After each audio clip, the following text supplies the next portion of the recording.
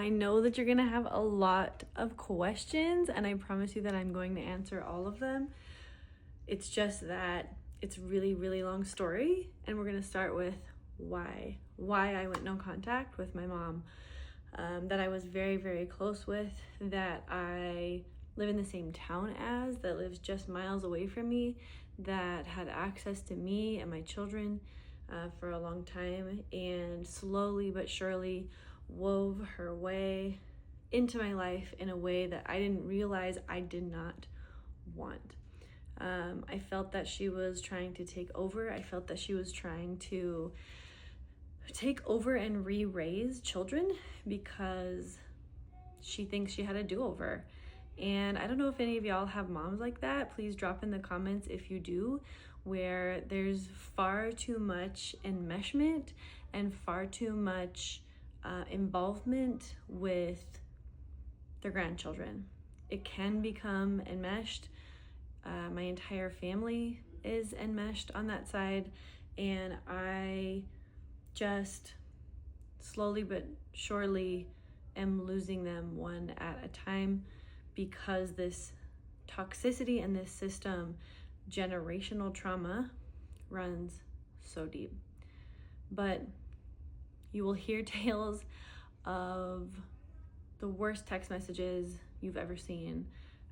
My mother has called me the worst names anyone has ever called me. My mother has said the worst things that anyone's ever said about me. And my mother has done the worst things to me that anyone has ever done to me and my family and my ex-husband and his new partner and just anyone that gets in her way, really. And unfortunately for her, it's narcissism, it's borderline personality disorder. She doesn't realize what she's doing to the people around her. And as you will hear, no matter how many times my family tells me, you're mad, why are you so mad? You're so mad at her.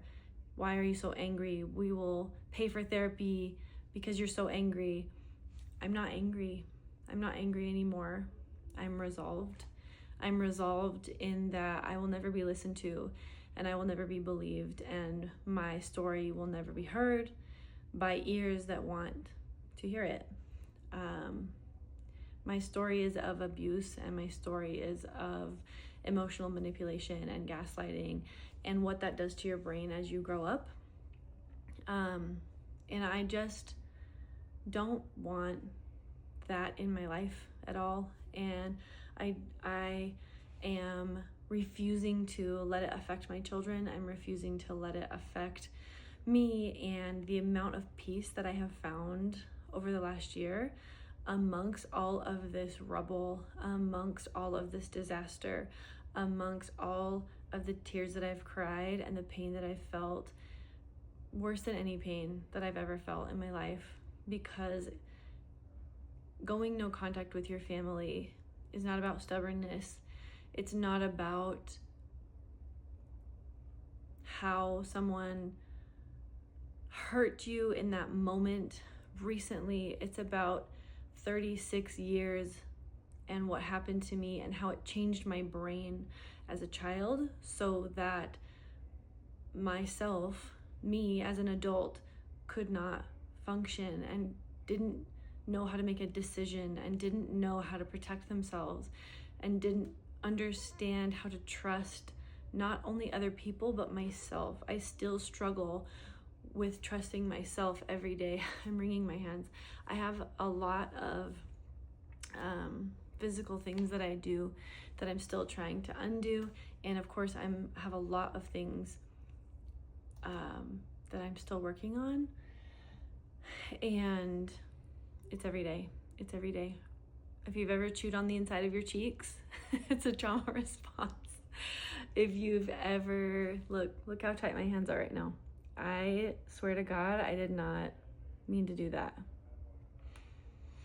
I'm like talking about uncomfortable things, and it really sucks that I can't not do it. So, I know I'm still kind of being a little bit nondescript, but I feel like I have to get into that before I can talk about the physical, mental, emotional abuse and manipulation that I experienced as a child that brought me today to choose estrangement and what that means. Yeah, I don't know. More later.